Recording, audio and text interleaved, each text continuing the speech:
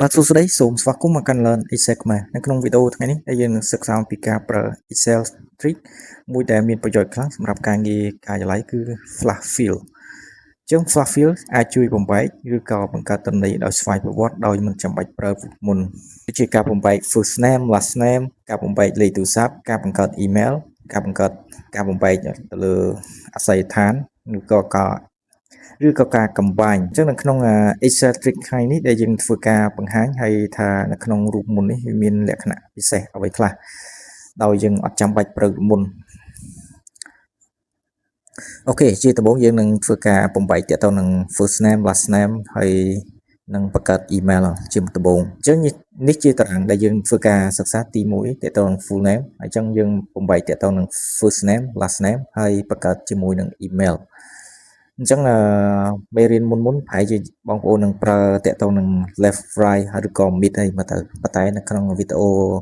Excel trick ថ្ងៃនេះគឺបងប្អូនមិនចាំបាច់ប្រើរូបមន្តទេអញ្ចឹងយើងធ្វើវិធីងាយលឿនអូខេអញ្ចឹងចាប់ផ្ដើមទាំងអស់គ្នាអញ្ចឹងនៅក្នុងសុកតារានេះ full name សុកតារានេះបងប្អូនអាចវាបញ្ចូលក៏បាន copy ក៏បានឧទាហរណ៍ខ្ញុំ copy សុកមក first name ផាសហើយបន្តមកបងប្អូន enter ហើយ control E អញ្ចឹងវានឹងចេញឲ្យបែបនេះអញ្ចឹងលឿនជាងបងប្អូនប្រើរូបមន្តអាចជាប្រើរូបមន្ត left អូខេឥឡូវបន្តមកយើងប្រើតារាម្ដងអញ្ចឹងបងប្អូនអាចវាយក៏បានហើយ control E អញ្ចឹងបានដូចគ្នាអូខេហើយបន្តមកបងប្អូនធ្វើតាក់ទងនឹង email ម្ដង email បងប្អូនអាច copy មកទាំងអស់ក៏បានឬក៏បងប្អូនអាចវាយក៏បានអញ្ចឹងបងប្អូនវាយតែម្ដងសុកតារាហើយ add gmail.com អញ្ចឹងតបមកបងប្អូន enter ហើយ control E អញ្ចឹងវានឹង auto fill ឲ្យដោយយើងអត់ចាំបាច់ប្រើមុនទេអូខេជាបន្ទាប់យើងនឹងធ្វើការបំបែកទាក់ទងនឹងអាស័យដ្ឋានម្ដងអញ្ចឹងអាស័យដ្ឋាន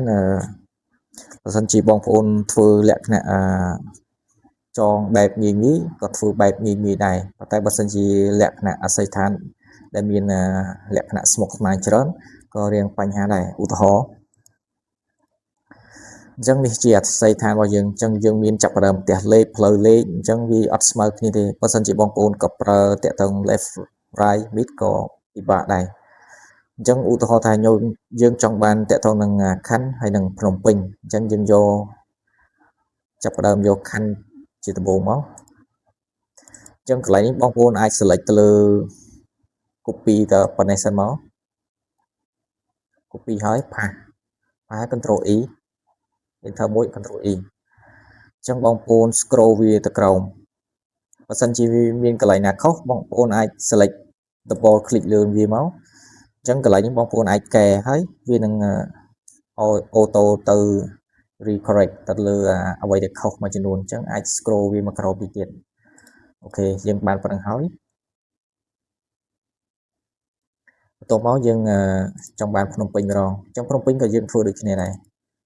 ឧទាហរណ៍យើង copy រាជធានីភ្នំពេញក៏បានវាក៏យកត្រឹមតែភ្នំពេញក៏បានដែរ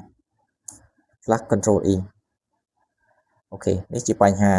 ឧទាហរណ៍ថាភ្នំពេញចេញប៉ុន្តែកន្លែងនេះចេញមានរាជធានីភ្នំពេញហើយកន្លែងខ្លះក៏អត់ពេញលេញដែរអញ្ចឹងកន្លែងនេះខ្វះអញ្ចឹងក៏យើងអាចវិធីមួយទៀតយើងធ្វើវាដូចគ្នាដដែលយើងអាច copy វាភាសាទៀតយកមកត្រឹមខេត្តករណីដែលសិន error enter វាម្ដងទៀតអ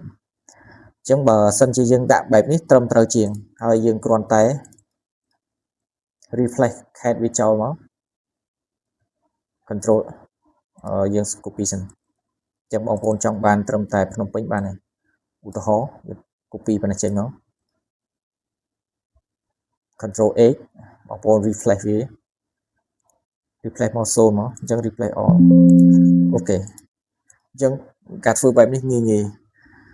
អូខេអញ្ចឹងនៅក្នុងវីដេអូថ្ងៃនេះយើងក៏ចប់តែប៉ុណ្ណេះហើយជួបគ្នាសម្រាប់វីដេអូបន្ទាប់សូមអរគុណ